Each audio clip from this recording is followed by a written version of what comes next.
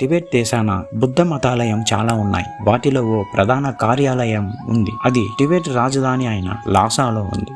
లాసాలో కొండ ప్రాంతాన ఓ సక కార్యాలయం ఉంది. దాంట్లో ఉన్న నాయకుడికి వయసైన కారణం వలన ఆ నాయకత్వం బాధ్యతని వేరే వాళ్ళకి అప్పగించాలి అని నిర్ణయించుకున్నారు. అదే కార్యాలయంలో ఉండే ఓ యువలామాని పిలిచి ప్రధాన కార్యాలయానికి ఓ వార్తని చెప్పి పంపాను. అది ఏంటంటే, ఉన్నపలంగా మన కార్యాలయానికి సరిపడే ఓ వారసుడిని పంపవెలను అన్నదే అది. అలా చాలా రోజుల ప్రయాణం తర్వాత ప్రధాన కార్యాలయానికి చేరుకున్న ఆ యువలామ ప్రధాన గురువుని కలిసి తాను తీసుకొచ్చిన వార్తని వివరించాను.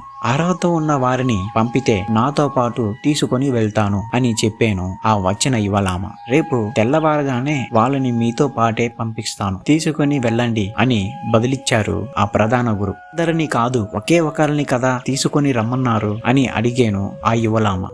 అవును, మరెందుకు అందరినీ తీసుకుని వెళ్ళండి అని ప్రశ్నించగా, అది నీకు అర్థం కాదులే, నీతో పాటు 100 మంది బుద్ధ భిక్షుల్ని పంపిస్తాను అని అన్నారు ప్రధాన గురు. నన్ను మన్నించాలి గురువు గారు, అంతమందిని అక్కడ పెట్టి భరించలేము అని బదిలిచ్చాడు యువలామ. చింత ఎలా, నీతో పాటు 100 మంది బుద్ధ భిక్షులు ప్రయాణిస్తారే గాని వాళ్ళల్లో 99 మంది దారిలోనే కనిపించుకుంటా పోతారు. నీవు అడిగినట్టే ఒకర్లే నీతో కడదాకా వచ్చినతో నాకు సంతోషమే అని అన్నారు ఆ ప్రధాన గురు. మరుసటి రోజు పొద్దునే 100 మంది బుద్ధ భిక్షులతో బయలుదేరాను. అలా ప్రయాణించగా దారిలోనే చాలా మంది బుద్ధ భిక్షులు అటు కొంచెం ఇటు కొంచెం కనిపించుకుంటా పోయారు ప్రధాన గురువు చెప్పినట్టు. అందుకు కారణం ఏంటో తెలుసా?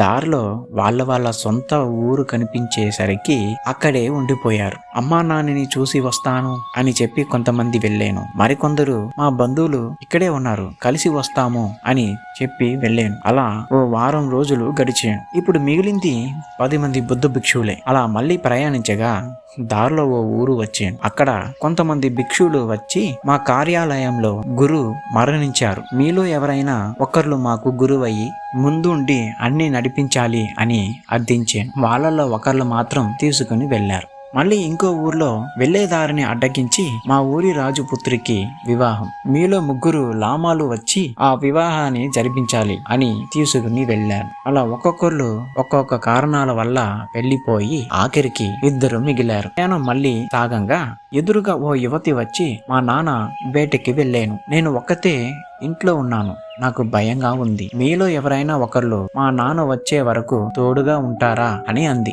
అందుకు, మా ఇద్దరిలో నీవే ఒకరిని ఎన్నుకో, లేకపోతే మాలో మాకే గొడవ వచ్చేను అనేను ఆ బుద్ధ భిక్షులు. ఇంకా మిగిలింది ఒకర్లే. ఆ ఒకరికి ఓ పరీక్ష వచ్చాను. ఓ తర్కవేత్త వచ్చి నీతో నేను వాదించాలి అని చెప్పాను. సరే, నీతో వాదించడానికి నేను తయారుగానే ఉన్నాను అని చెప్పి ఆ యువలామాని చూసి, నేను ఇతనితో కాస్త సమయం పడేలాగా ఉంది, గెలిచినచో మేమే వచ్చి చేరను, ఓడినచో ఇతనికే నేను శిష్యుడై సేవ చేసుకుంటాను అని చెప్పి పంపాను. అలా ఒంటరిగా వచ్చాను.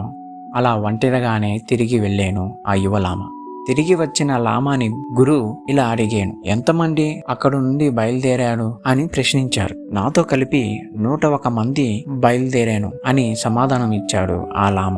నీతో ప్రయాణించిన 100 మందిలో ఎవరో తిరిగి రారు అన్న విషయం నాకు ముందుగానే తెలుసు. మంచిది, నీవైనా తిరిగి వచ్చితివి, అదే నాకు చాలు, నీవే నా అసలైన వారసుడివి అని చెప్పి ఆ కార్యాలయం బాధ్యత మొత్తం ఆ యువలామాకే అప్పగించారు ఆ ప్రధాన గురు. టిబెట్లో ఓ పాత సామెత ఉందండి, 100 మంది కట్టు కలిసిగా వెళ్ళినా ఎప్పుడో అపూర్వంగా వెళ్ళిన వాళ్ళల్లో ఒకళ్ళు మాత్రం చేరుకోవలసిన గమ్యాన్ని చేరుకుంటారంట. ఇట్లాంటిదే ఈ కాలాన ఓ మఠాలయం ఉంది. అందులోనూ ఓ ప్రధాన గురువు ఉన్నారు. తన మఠాలయానికి ఓ వారసుని నియమించాలని ఆశపడ్డారు. చాలా కష్టపడి ఒకరిని వారసుడుగా నియమించి ఆ తృప్తితో కాలం చెందారు. కొత్తగా బాధ్యతని తీసుకున్న గురువు ఆశ్చర్యంతో అలా కూర్చుండిపోయారు. అప్పుడనగా విలేకరులు కొంతమంది ఆ మఠాలయానికి విచ్చేసి ఇలా అడిగారు, మీకు ఇంత పెద్ద బాధ్యతని అప్పగించారు కదా, సుమారు దాని విలువ ఏమాత్రం ఉంటుందేంటి అని ప్రశ్నించారు. ఏముంటుందండి, సుమారు 50 లక్షలు ఉంటుంది అని బదులిచ్చారు. అంత డబ్బులే అని విలేకరులు ఆశ్చర్యపడంగా, అంత లేదండోయ్, అంత అప్పుని నా కంటగట్టిపోయారు అని వ్యసన పడ్డారు. ఒక ఉన్నతమైన గమ్యాన్ని చేరుకోవాలంటే అది అంతటి సులువైన కార్యం కాదు అన్న విషయాన్ని మీరు గుర్తుంచుకోవాలి.